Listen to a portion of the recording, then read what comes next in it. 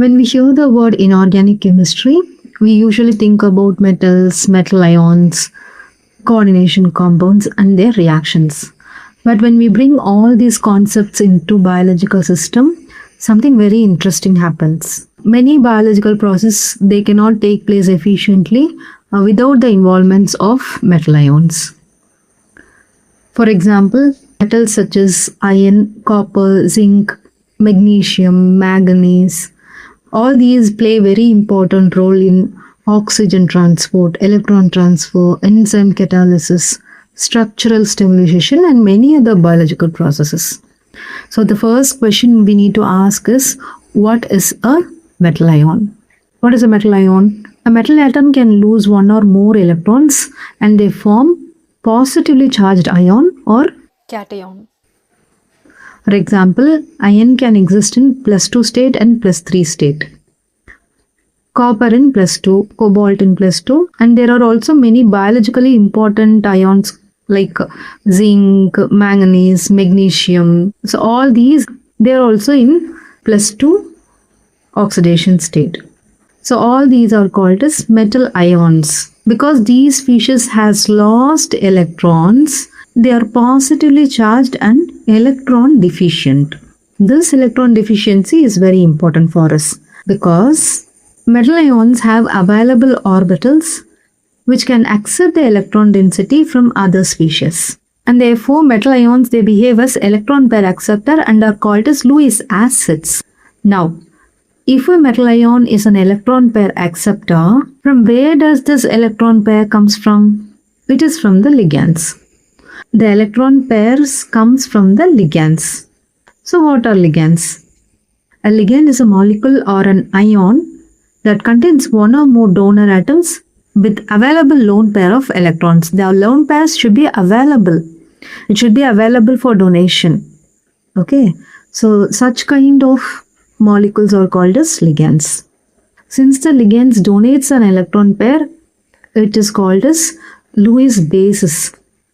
We saw that metal is able to accept an electron pair, so it is called as a Lewis acid. Now here, ligands are called as Lewis bases. Why? Because they have the tendency to donate its electron pair. So it is called as Lewis bases. Okay. So now we will see some examples of some ligands. We have ammonia, water, cyanide, ethylene diamine, EDTA, porphyrin. All these are called as ligands because they are able to donate available lone pair to the metal ions. So they are called as ligands. In case of ammonia, ammonia can donate the lone pair present on nitrogen to the metal ion. Similarly, water. Water has lone pair on oxygen atom. See here all these they are all called as monodentate ligand. They are called as monodentate ligand because each ligand has only one donor atom. They only use only one donor atom to bind to the metal ion. But here we have something called as bidentate, hexadentate.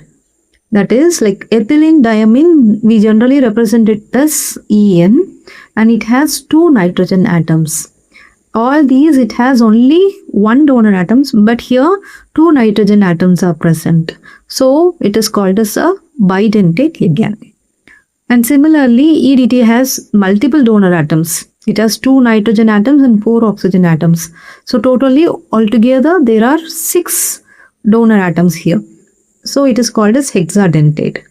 And this is a special case called as porphyrin, which we will be studying in bioinorganic chemistry.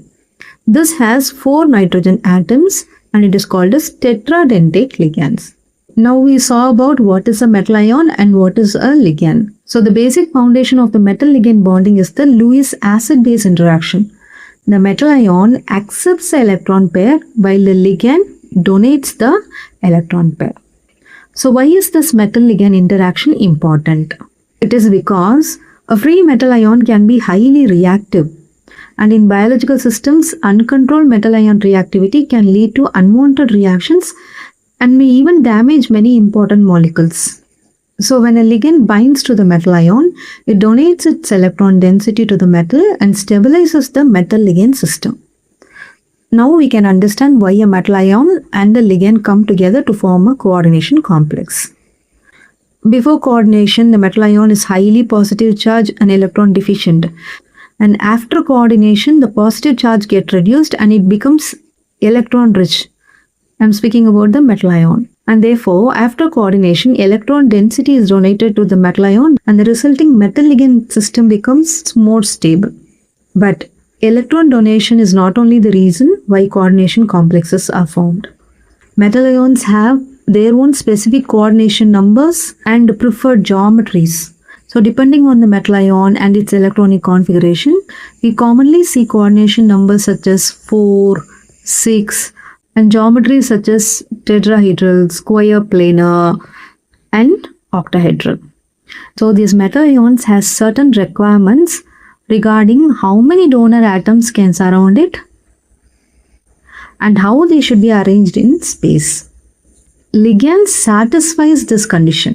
Ligand satisfies this coordination requirements.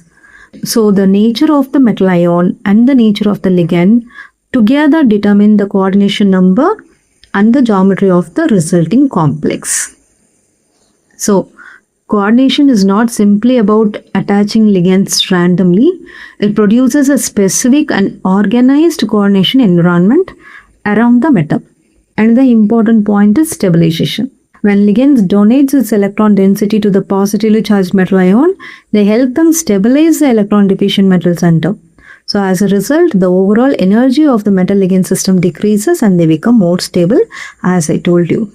So this is one of the fundamental reasons behind the formation of coordination complex. Now, this becomes particularly important when we move from ordinary coordination chemistry to bioinorganic chemistry. Inside biological systems, metal ions are not simply present to form stable complex. Their coordination environment can control the entire chemical behavior and the biological function.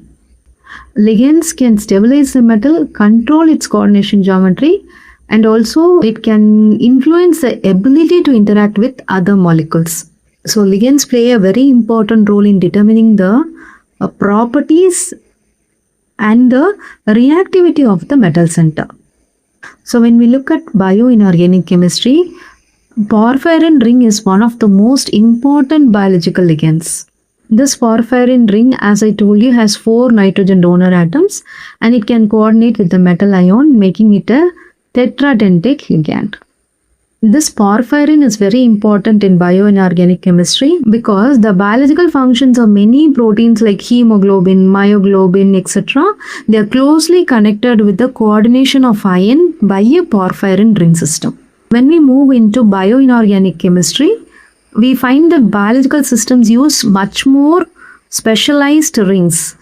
This porphyrin ring is a large macrocyclic ligand.